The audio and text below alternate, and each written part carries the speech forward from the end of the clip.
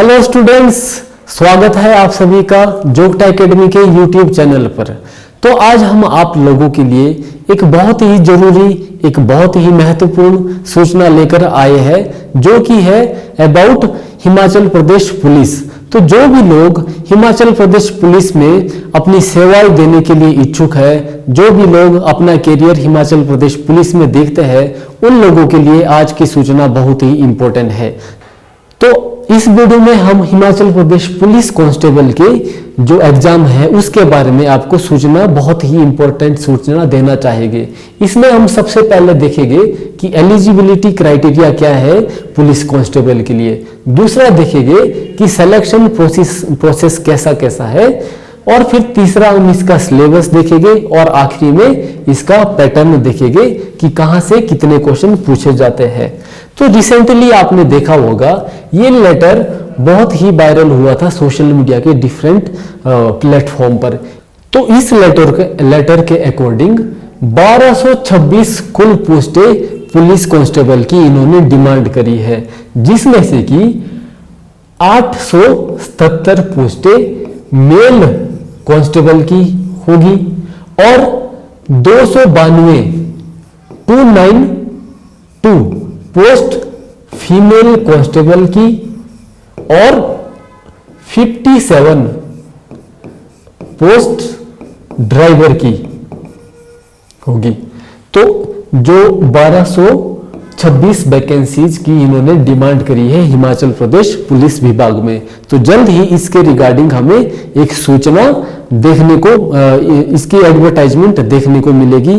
तो ये एक बहुत ही सुनहरा मौका होगा आप सभी के लिए जो इसकी तैयारी करना चाहते हैं, क्योंकि बहुत ही जल्द पुलिस की भर्ती होने वाली है और काफी हाईली पॉसिबिलिटी है कि जल्द ही हमें ये नोटिफिकेशन देखने को मिलेगी।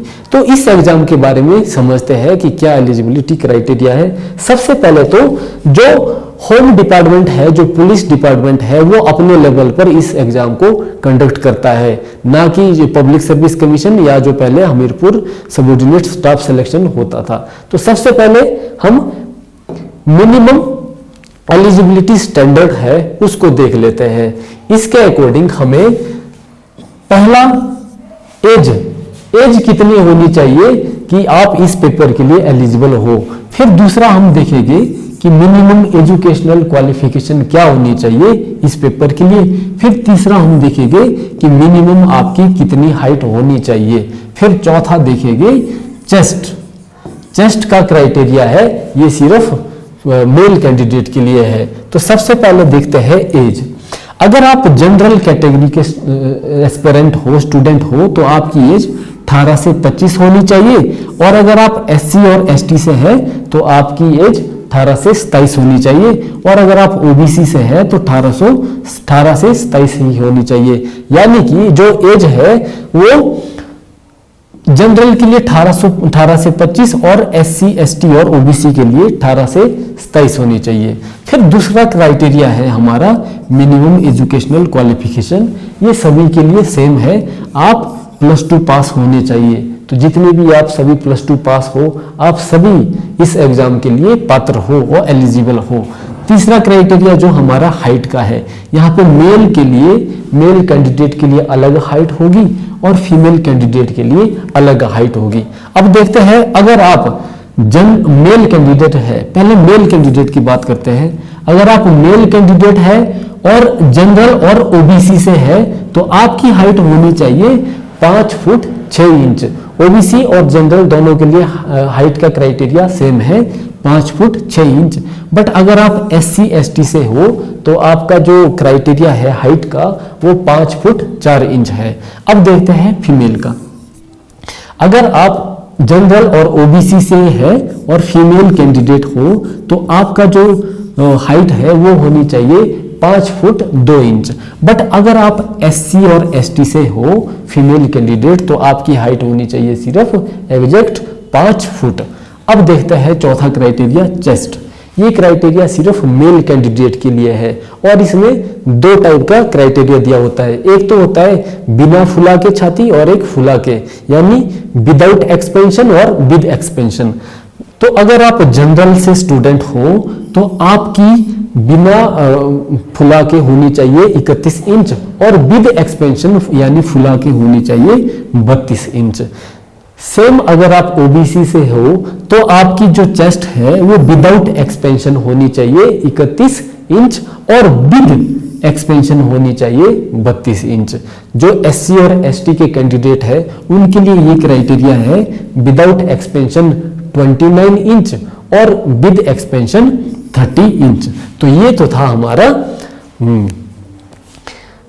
चेस्ट का क्राइटेरिया। अब यहाँ पे एक एग्जम्पशन दी गई है जो एक्स सर्विसमैन है, एक्स सर्विसमैन कैटेगरी के लिए। अगर आप एक्स सर्विसमैन कैटेगरी से हो तो आपका जो मिनिमम एजुकेशनल क्वालिफिकेशन है वो सिर्फ मैट्रिक लेवल तक होनी चाहिए, सिर्फ 10th लेवल।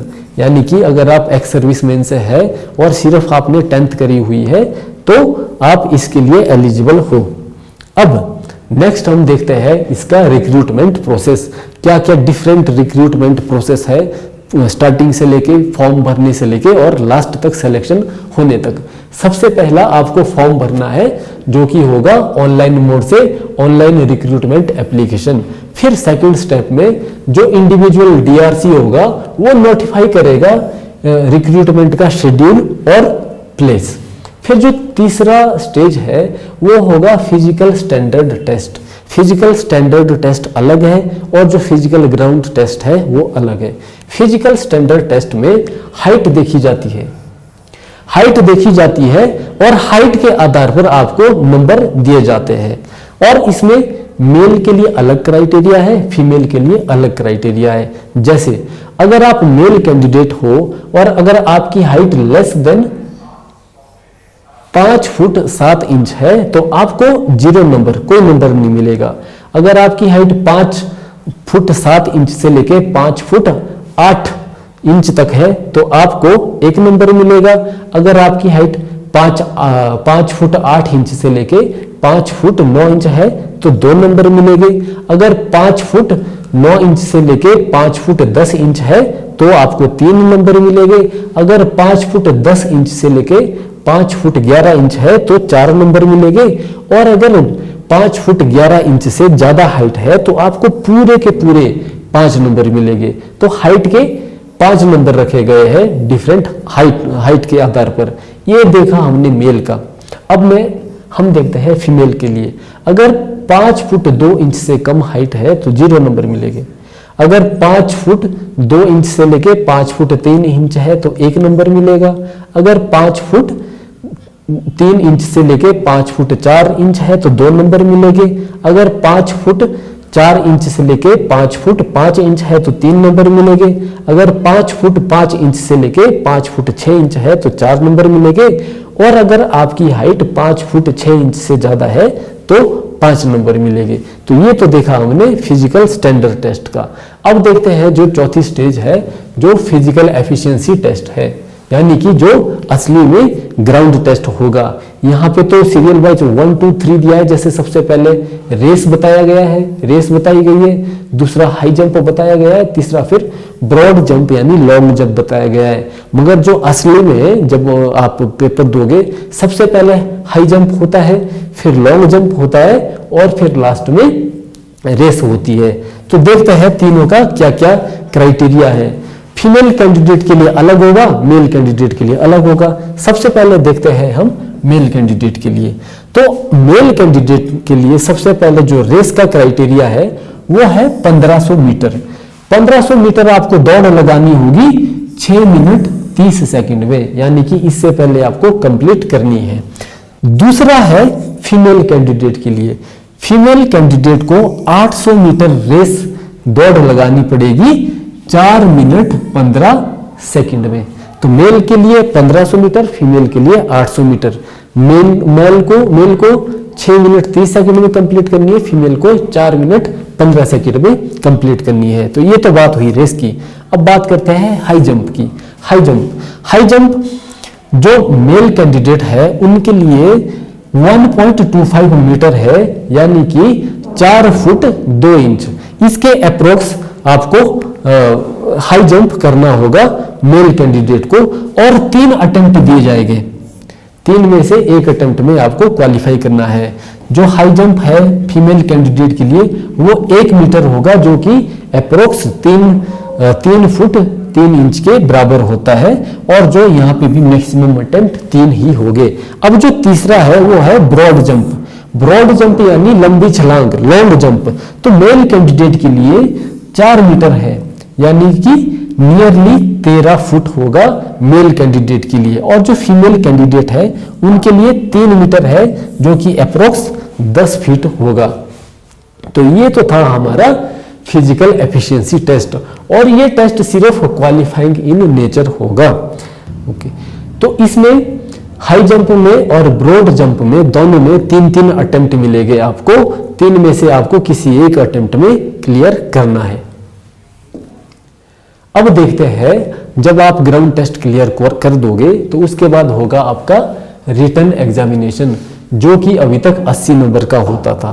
तो टोटल 100 नंबर का है।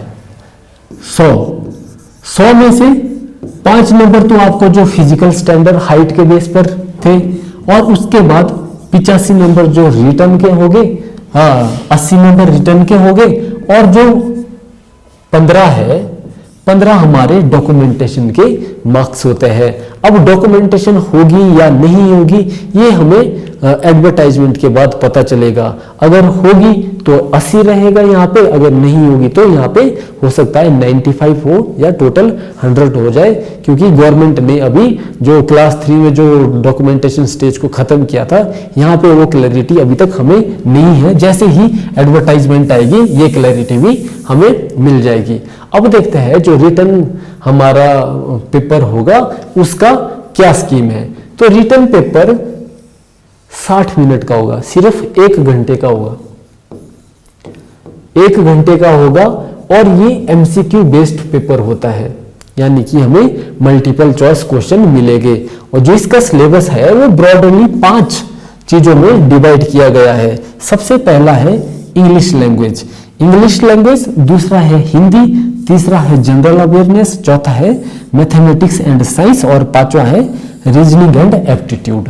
और ये जो हमारा स्टैंडर्ड है वो +2 लेवल का हमसे पूछा जाता है, क्योंकि हमारा मिनिमम एलिजिबिलिटी क्राइटेरिया भी +2 ही है। इसमें इंग्लिश के 16 क्वेश्चन पूछे जाते हैं, हिंदी के 16 क्वेश्चन पूछे जाते हैं, जनरल अवेयरनेस के भी 16 क्वेश्चन पूछे जाते हैं, और मैथ एंड साइंस के भी 16 क्वेश्चन पूछे जाते हैं, और जो रीजनिंग एंड एप्टीट्यूड है उसके भी 16 क्वेश्चन पूछे जाते हैं। जो जनरल अवेयरनेस है यहाँ पे सबसे ज्यादा क्वेश्चन एचपी से पूछे जाते हैं, फिर उसके बाद हिस्ट्री हो गया, फिर उसके बाद ज्योग्राफी और पॉलिटी हो गया। जो पिछले पेपरों का ट्रेंड था वो यही था कि यहाँ पे सबसे ज्यादा एचपी, फिर हिस्ट्री, फिर ज्योग्राफी और फिर पॉलिटी। तो ये तो था हमारा टोटल रिक्रूटमेंट का प्रोसेस। अब देखते हैं कि जो फाइनल मेरिट है वो कैसे बनती है। फाइनल मेरिट हमने देखा 100 नंबर की टोटल हो गया, 5 नंबर हाइट के बेस पर मिलते थे, जिसकी जितनी हाइट है उसको उतने नंबर, और 80 नंबर का रिटर्न होता था, और लास्ट में 15 नंबर की जो डॉक्यूमेंटेशन होती थी, और इस हिसाब से ये टोटल 100 नंबर हो जाते थे। तो ये हमने देखा जो पुलिस कांस्टेबल का क्या क्या प्रोसेस था। तो हम चाहते हैं कि आप जो भी एस्पायरिंग स्टूडेंट हो, ये एक सुनहरा मौका है। अगर आप इसको मिस कर दोगे तो आपको काफ़ी लंबा इंतजार करना पड़ेगा। हो सकता है आप उसके बाद एज्ड भी हो जाओ, आप जो एज लिमिट है वो होती है इसमें फिक्स, वो भी क्रॉस हो जाए। तो इसलिए आप जितने जल्दी हो सकता है इसकी तैयारी शुरू कर दीजिए, क्योंकि जब एक बार एडवर्टाइजमेंट आ जाएगी तो ज़्यादा टाइम नहीं मिलेगा। और एडवर्टाइजमेंट हमने देखा कि बिल्कुल पक्की है, बिल्कुल ड्यू है, क्योंकि बिना लॉ एंड ऑर्डर का स्टेट कुछ नहीं कर सकता। हमने विद प्रूफ देख लिया है। तो आपको जो भी इससे रिगार्डिंग, इस कोर्स के रिगार्डिंग कोई भी इंक्वायरी हो तो जो जोगटा एकेडमी हमारा संजोली वाली ब्रांच है वहां पे आप इंक्वायरी पर्सनली आके करें, या फिर कॉल से भी आप कांटेक्ट कर सकते हैं। तो best of luck, wish you very good luck. Thank you.